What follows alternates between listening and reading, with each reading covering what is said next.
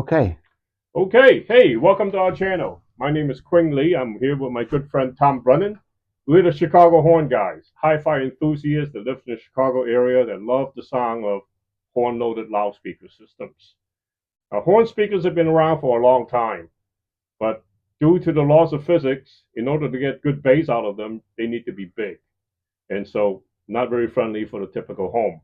Over time, horns were replaced by bookshelves, floor standing speakers, and some even replace them with panel speakers. But to us who love the sound of live music, there's no better way to listen to music than through horn speakers. Today, of the tens of thousands of speakers available on the market, only a small percentage of them are horns, but they're very expensive. And Tom and I are here to share with you our experience with vintage systems where we can get similar sound but for much lower cost. Oh man. Now on this channel, Tom and I are going to discuss way of really leveraging what's available to the market to the consumer from the vintage speaker perspective. Between him and I, we've owned a fairly good number of vintage speakers from JBL, some Clips, from Altecs. We've also implemented a number of modifications to them to get the best sound out of them. We hope to share what we have learned over the years with you guys. We also have friends that have done a great job building DIY systems using electro voice parts and CAD parts and other exotic components. In the future channels, future episodes, we hope to share that with you guys as well. Now, in this first episode, we want to start with horn systems from one of the most iconic brands in the history of hi-fi, Altec Lansing. Now, even though Altec Lansing has been out of business for many years, we can still find a lot of their speaker systems in the used market. And in fact, Stereophiles, one of the best writers, Art Dudley. Art Dudley had a pair of Altec flamencos as his main rig, so you can do with that information what you will. Now, as far as disclaimers are concerned, what Tom and I are going to share with you are strictly our opinions only. They're not gospel truths. Your mileage may vary. So, Tom, before we go into detail about Altec Lansing speakers, maybe we can start with doing a review on the history of Altec, how they came about, where they are today. Well, Altec has its roots in the movie business, and I think movie business is where hi-fi sound started. We go back to the 1930s, and Western Electric and RCA were the big players in movie sound. And Western Electric made systems, loudspeakers, amplifiers, heads, projector heads, and stuff like that. And they were big in the movie business, but they got in trouble, antitrust trouble, and as a result of this, they divested themselves of the motion picture sound portion of their business. And some guys that worked for Western Electric, they bought that from Western Electric, and they started a company called Altec. And their intention was to service and sell Western Electric theater sound stuff. But after a little while, they had a inventory of Western Electric gear, but they realized they needed to make their own stuff too. So the guys at Altec in 1940, they bought the Lansing Sound Company. The Lansing Sound Company was out in Los Angeles, and it was a speaker company run by a guy named James Lansing.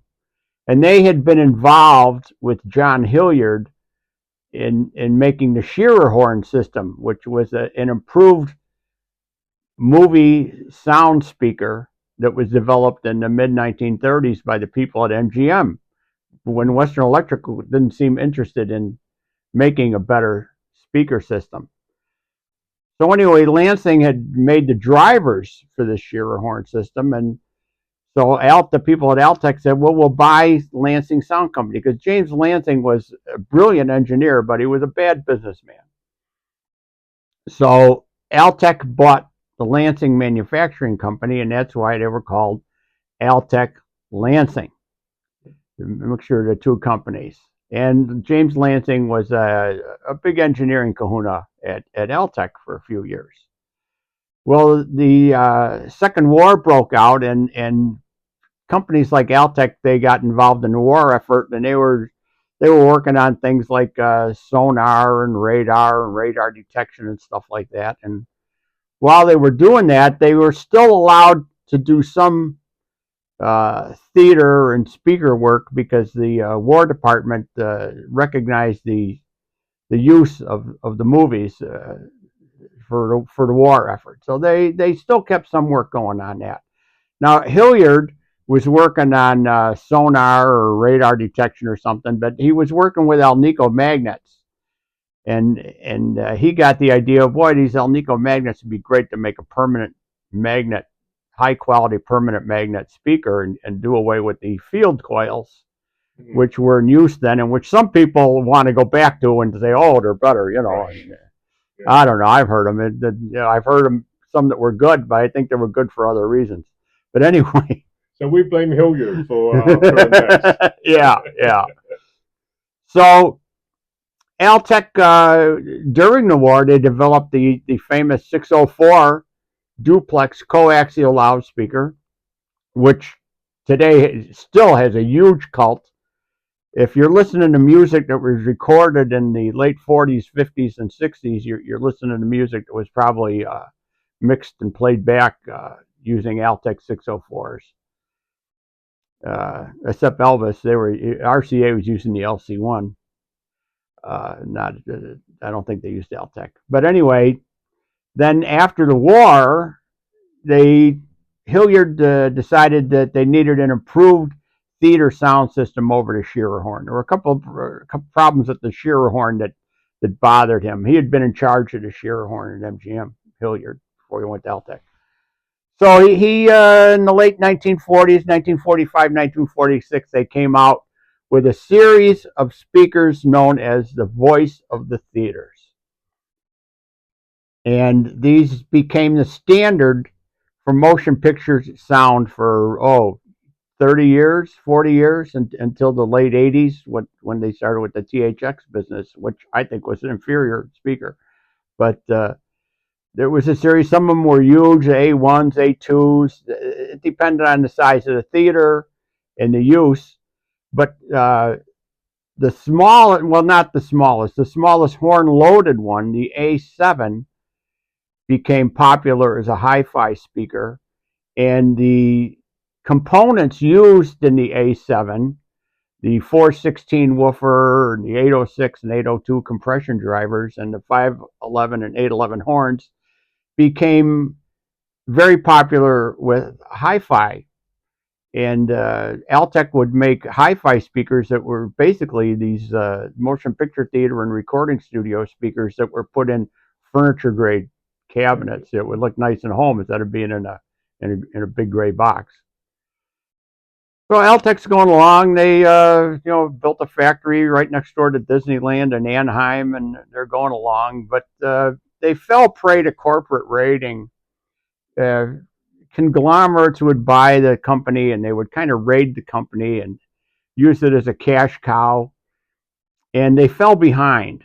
In the 70s, late 70s and 80s, they started falling behind JBL, which was making similar equipment. And JBL concentrated on power handling and the ability to get loud and to not break.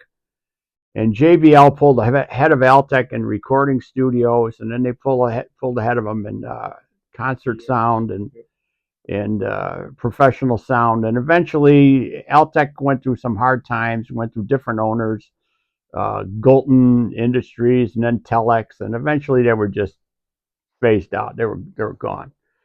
And their name, at one time, the right to use the name to make consumer goods was sold to Sparkomatic, and they were making conventional high-spy Conan Dome speakers under the Altec name.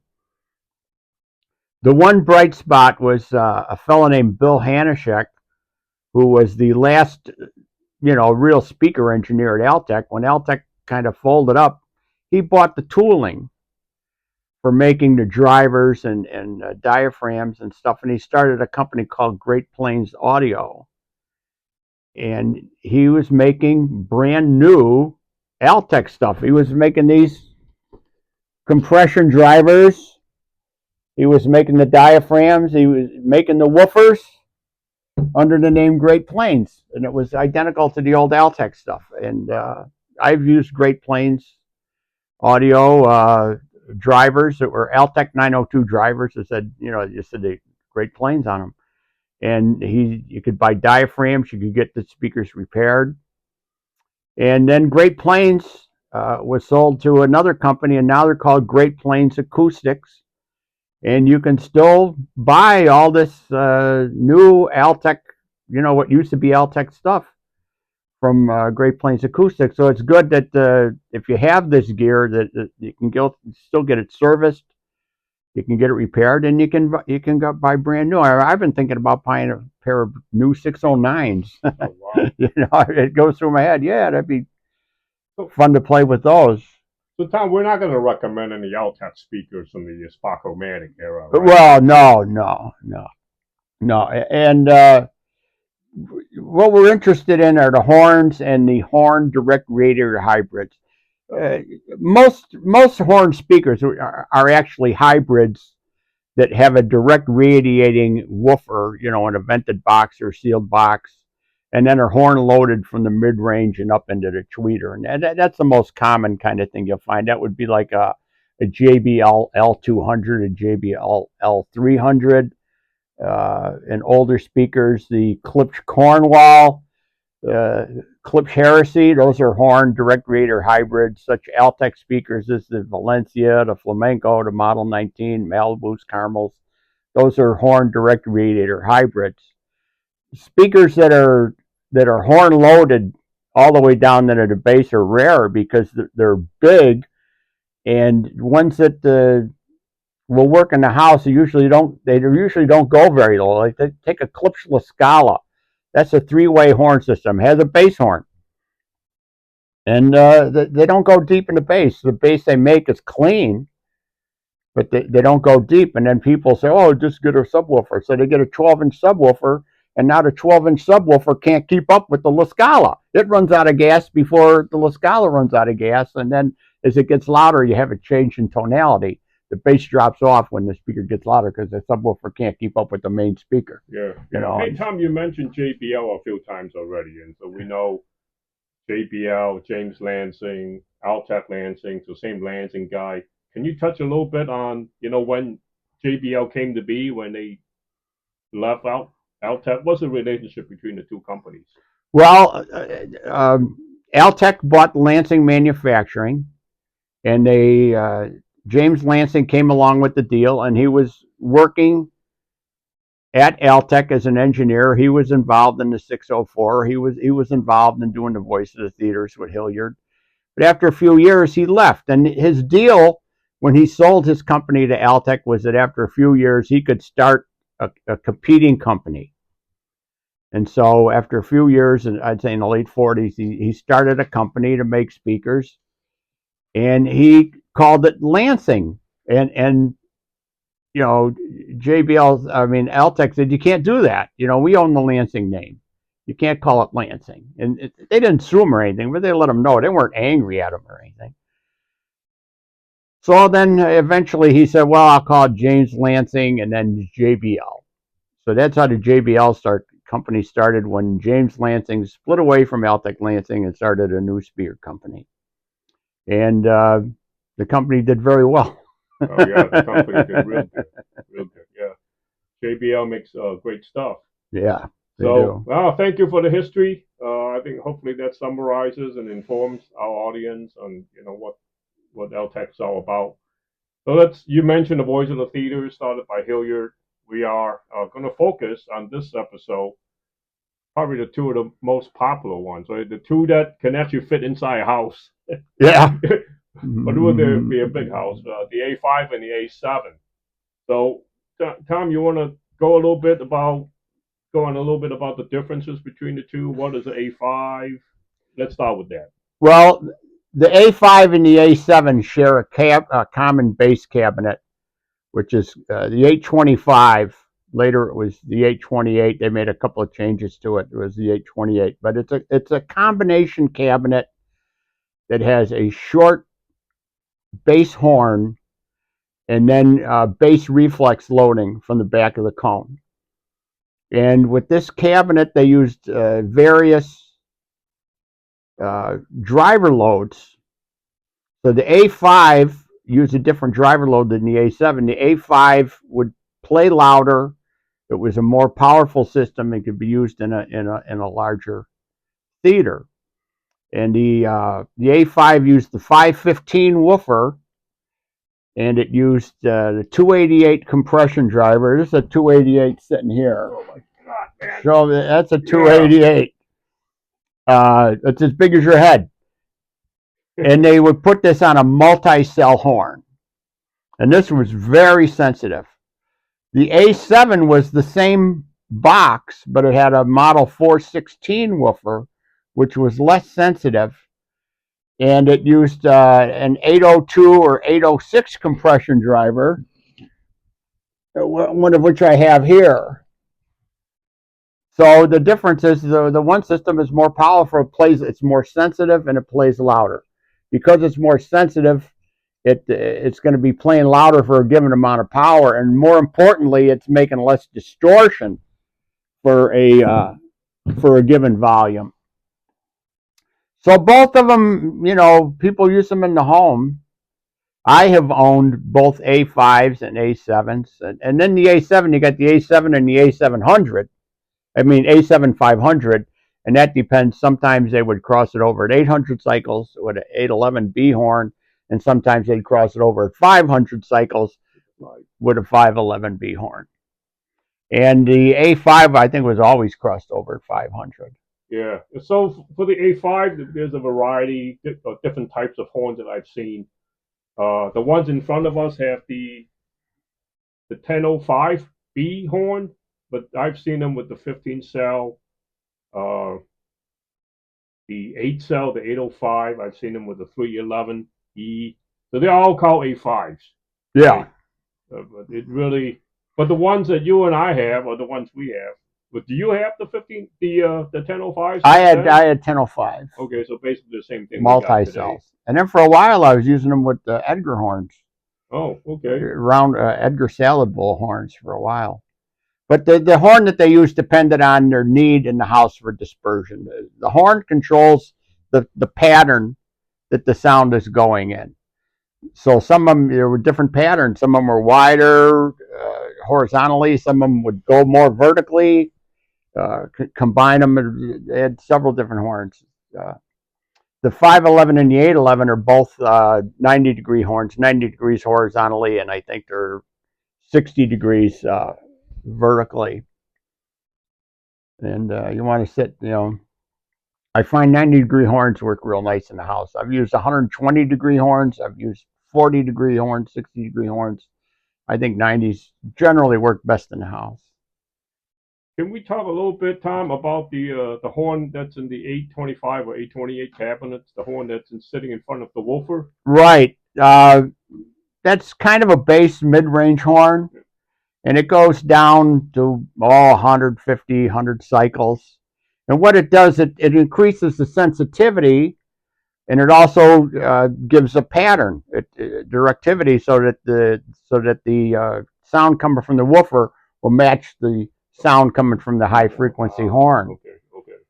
And what they do to give it some bass, because to go lower, a bass horn has to get bigger, and they get so big, you don't want. Well, Paul Klipsch puts it in a corner, uses the room as an extension of the horn, but you can't always put speakers in corners. So anyway, what Altec did was they gave it bass reflex loading to extend the bass. So let's say you have the horn loaded part of the bass coming, and it's up here, and then it drops off, and then the bass reflex part comes in. So the bass reflex part is lower in output in volume than the horn-loaded part, but it still works. They still work together. And so it's a stepped response, but you can get the bass down, fairly deep with that cabinet. Yeah, funny thing you talk about placement, right? About putting these things in corners and so forth. These cabinets are so big. I think that realistically speaking, there's really only one place to put them, like close to the front wall. Yeah.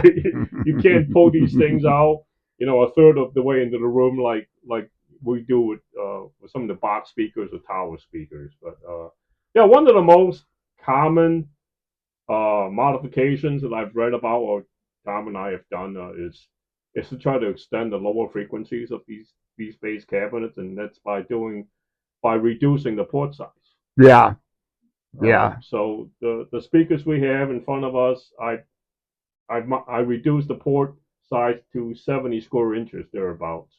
I mean, people talk about different, basically reducing them from the original. I think 120 square inches or whatnot.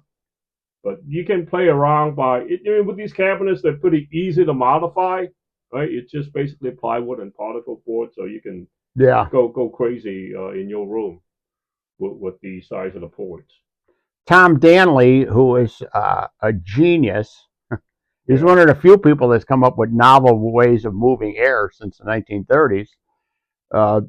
He has a porting arrangement that he came up with for the 825 cabinet. And I had a pair of 825 cabinets that have been modified to Danley's notions, and they sounded pretty good. And I'll be showing a picture here right now, maybe, of it. Okay. All right. And then, yeah. No, I don't have. I mean, do we want to go into detail about the speakers in front of us now, or I think we pretty much covered what we want to cover. Yeah. Yeah. Hey, hi everybody. So that was the end of our first episode with Tom and I. Our next episode, we're gonna play some music for you using the A5s and the A7s. Hopefully, you guys like our choice of music. Hopefully, you guys like our system. And in future episodes, we plan to cover other systems from JBL, clips, and some custom DIY speakers as well, and maybe some other things that are of interest to you. What we want to do is, get some feedback from you and some comments and suggestions, and as to what we could do for you guys in the future. Thank you for being a good audience in our very first episode. Ciao. The Chicago Horn Guys. That's it? Yeah.